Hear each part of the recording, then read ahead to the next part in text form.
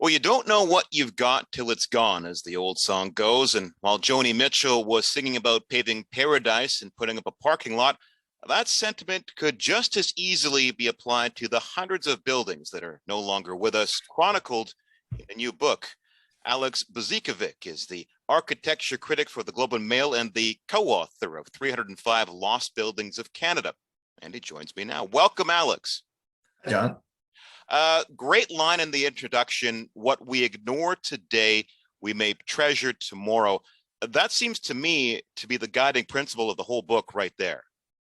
I think that's right. When we talk about the things that are gone in our cities, sometimes we are surprised, or very often actually we're surprised by the places that live on in people's memories. And I think in working on this book, we've tried to sort of bring back some of the places that, have proven to have importance in our culture, and sometimes that has to do with the building being fantastic. And sometimes it has to do with what happened there and people's memories about that place. And how did you come up with this particular list of buildings? Well, there was a lot of back and forth between my co-author and myself. So Raymond Biesinger, the artist and illustrator in Montreal, has been working on this project for a little while, producing prints of lost buildings of cities across the country. And he has a degree in history, I should mention. He has found that people are really interested in tracing these little micro histories. And I'm coming at this from a slightly different point of view, as someone who writes often about contemporary architecture and planning, but who has also written about architectural history. I did a guidebook to Toronto. So the two of us essentially got together and with this shared interest and tried to pull together buildings that both represented the architectural history of the country and also spoke to the social history of Canadian cities, for better and sometimes for worse. Now, the Vancouver writer and heritage advocate Caroline Adderson has said old homes are repositories of narrative. Do you think the same can be true of buildings? Well, I would actually go a little further, and I would say that other kinds of buildings, even more than homes, are repositories of memory. The world of heritage preservation, both as a profession and as a movement, often focuses on houses. Right. That's sort of, if you go back to the history of heritage preservation, that's where a lot of the energy has come from. But in this book, we really focus heavily on public buildings and on places where people had collective experiences, like the old Pantages Theatre in downtown Vancouver, which was on East Hastings. When we look at these places, movie theaters, city halls, market halls, schools, you find places where many people over generations have spent time and have had often experiences together with other people, places where folks come together, and it's those stories that we are especially interested in telling. You mentioned the Pantages Theatre, a good selection of Vancouver buildings in the book, including the old Burke's building, which really sparked a public outcry upon its demolition in 1974 and really kicking off the heritage movement, at least here locally. Is that why you included it here? That's exactly right. There are some buildings that really reflect this particular story of where the heritage preservation movement came from. And I think that's it's interesting to look back now on that period of the late 1960s and the early 1970s, when heritage preservation as an idea and as a political movement really emerged. Not that there wasn't any such thing as preservation before that, but it really comes out of this particular moment when buildings like the Burke's building were being pulled down, when central neighborhoods in cities across North America were facing all sorts of large-scale demolition of buildings, often for parking lots or other car-related infrastructure. There was the sense that downtowns generally were in crisis and were under threat, right? And in the process of modernizing those downtowns, a lot of governments very knowingly, demolished or allowed the demolition of buildings that were, 20, 40, 80 years old, because people felt it was necessary or would, improve the prospects of those cities. And so heritage really comes out of that moment of pushing back and saying, hey, wait a minute, what are we doing? Why are we tearing down this movie palace for a parking lot, or, this, quite beautiful office building? So, we've captured that in the book. And I think that, those folks had a point. But I guess one of the things we'd like to do is also to take that story a little farther and to add a little more nuance to it and say, what is heritage what is that heritage story missed? What else has been overlooked? And perhaps even when did those folks go a little bit too far? Well, you mentioned road infrastructure, parking infrastructure, and a good example of this, I think, and it's identified in the book, is Vi's Chicken and Steakhouse on Union Street in Vancouver. Yes. Notable for several reasons, but really the last kind of remaining exponent of Hogans Alley, which was, of course, demolished to make way for the viaducts, which was part of a boarded highway system in Vancouver. Right. Is that what captivated you the most about that? Well, I mean, that's such a great story. I mean, it's partly, it lives on because, and a number of folks in Vancouver have really been working to keep that story alive. As I'm sure the Hogans Alley Society now, is working to, remember Hogans Alley as a neighborhood and also to bring that story into the future and sort of build a new gathering place for Black Vancouverites.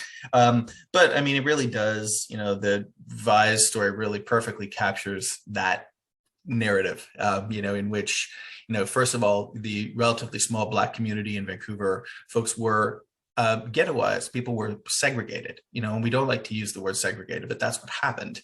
People were subject to discrimination elsewhere in the city, and were essentially forced into one neighborhood to live and to work.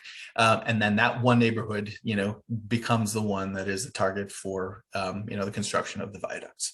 So, I mean, the injustice there is very clear. The loss is very clear, and then it's a good story. Vi and Bob Moore, principally Vi, apparently, really ran a place where not only Black Vancouverites, but visitors were welcome, but all sorts of people. A place that really became, a social landmark within the city, and it's remembered that way. So, in all of these respects, it really captures the kind of the richness and complexity of how a city can evolve. Many more Vancouver buildings in the book that we could spend all day talking about, but we won't do that. But I do want to bring up the Old Ridge Theater, which is now a mixed-use commercial residential development. The sign still survives, but that's about it. How do you feel about this practice of what they call facadism? Is it better to have a hint of what was once there, or is it all or nothing? I'm really of two minds about this. I think a lot of folks in the heritage world are really angry about the idea of the facadectomy or facadism. I think there are cases where it is useful, particularly, in a case like this where the sign actually is a big part of people's memory of the place. How you experience a building, for most people is looking at it from the street. On the other hand, would it be better to preserve a building for its original purpose or to preserve the interior spaces of a building? Yeah, I think, that's a more meaningful form of heritage, which can actually create more interesting places. On the other hand, that's not always possible. It's not always practical. So sometimes, judiciously, I think that kind of compromise can actually be worth it. Do you have any favorites in the book? Oh, I've got so many. But, there's one in Toronto that, that is beloved by me and also by a lot of other folks that I often speak about, which is the Honest Ed's, the locally famous discount store, which existed from the 1940s until about 10 years ago.